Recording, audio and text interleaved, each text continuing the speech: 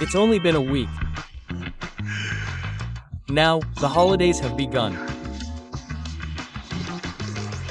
This Chuseok holiday will likely be the longest holiday of the year. Please take care of your health during the holiday and enjoy it. Today, I'd like to continue talking about the recent political activities of pseudo-religious groups, following up on what I said last time. Recently, the Democratic Party has been moving to have religious groups join 3 or 4 members, including those with the right to be party members, in preparation for the primary. This has become a political issue. Any citizen of the Republic of Korea can join a political party. However, pseudo-religious groups join parties solely to vote for specific individuals, following the orders of their leaders. This is undemocratic. This is not a democratic election. So, last time, from July to September of 2021, 100,000 Shincheonji members came in and roughly created a candidate because they didn't know about candidate Yoon Sung-yeol. And this time, in the primary, 110,000 people from the Unification Church came in and decided on the presidential candidate. The People Power Party, along with pseudo-religious groups and Jung Kwang-won's faction, effectively decided on the candidate and party leader, so it was anti-democratic and unconstitutional. That's what I'm saying. This time, the Democratic Party is probably Buddhist, but I understand that it's one of the 2 major Buddhist sects in Korea.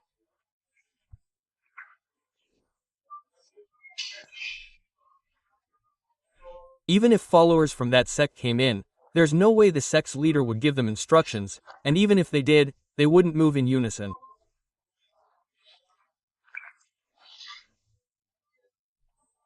So, it's completely different from the fact that hundreds of thousands of pseudo-religious groups have infiltrated the People Power Party. Seeing my comments on that, I feel so frustrated, and I even called it a nepotism. In other words, it's nothing more than admitting that pseudo-religious groups have infiltrated our party and are active in it. Using that as a point of attack and making a fuss is just plain nonsense. Instead, first investigate all the pseudo-religious leaders who have infiltrated your party and re-evaluate them. The party itself is responsible for its roots. If the roots are sick, the party will be sick. So, it's really sad to see people talking about using this incident as an opportunity to confront the Prime Minister. Instead, I hope you fix the problems in your own party from the roots.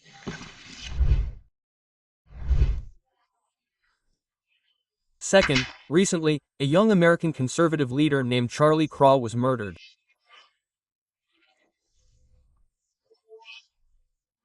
On September 10th, Charlie Kerr, a 31-year-old icon of the Mark Zion, was shot and killed at Valley College in Utah.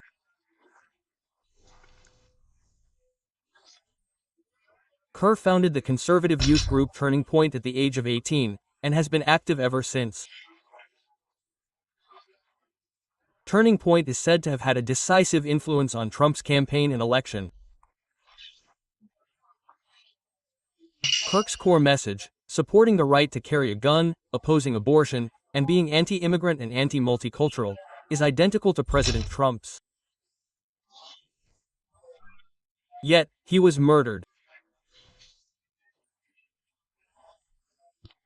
What I felt from seeing this assassination was that, before political terrorism and violence, American society, like Korea, has reached the point of a climax, with people fighting each other. It's truly unfortunate for our country. Even in our country, the confrontation between factions has reached such extremes that people support anyone in our camp, even if they're a thief. Yeah.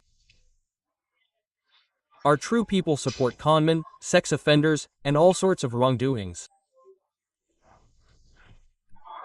No matter how good someone is in the opposing camp, they're bad. South Korea has become a place where factionalism reigns supreme, and isn't the United States headed in that direction? I believe Trump is creating that.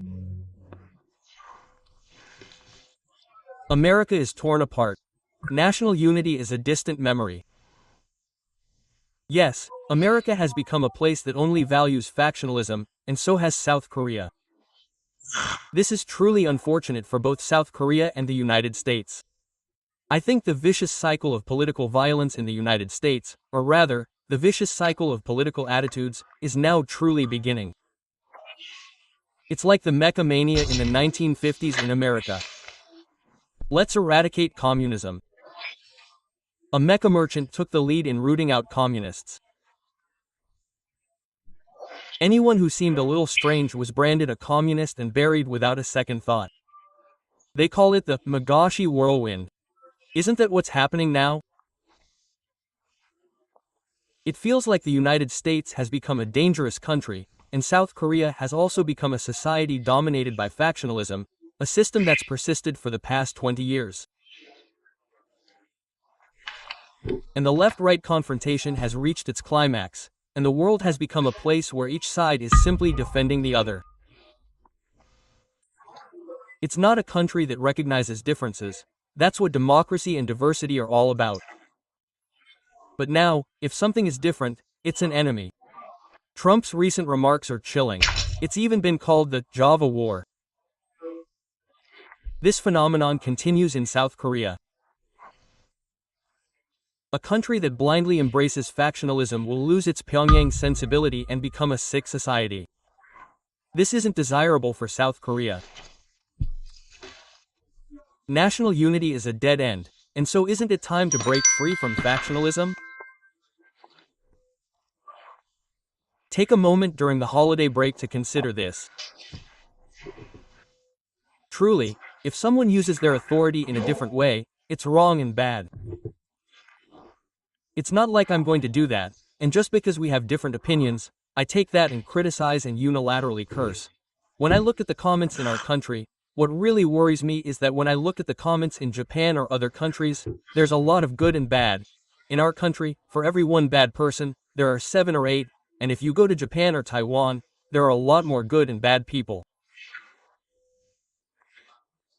I think it would be good if that kind of culture would disappear now. The holidays have been extended, but please be careful about what you eat, stay healthy, and be careful not to catch a cold during the holidays.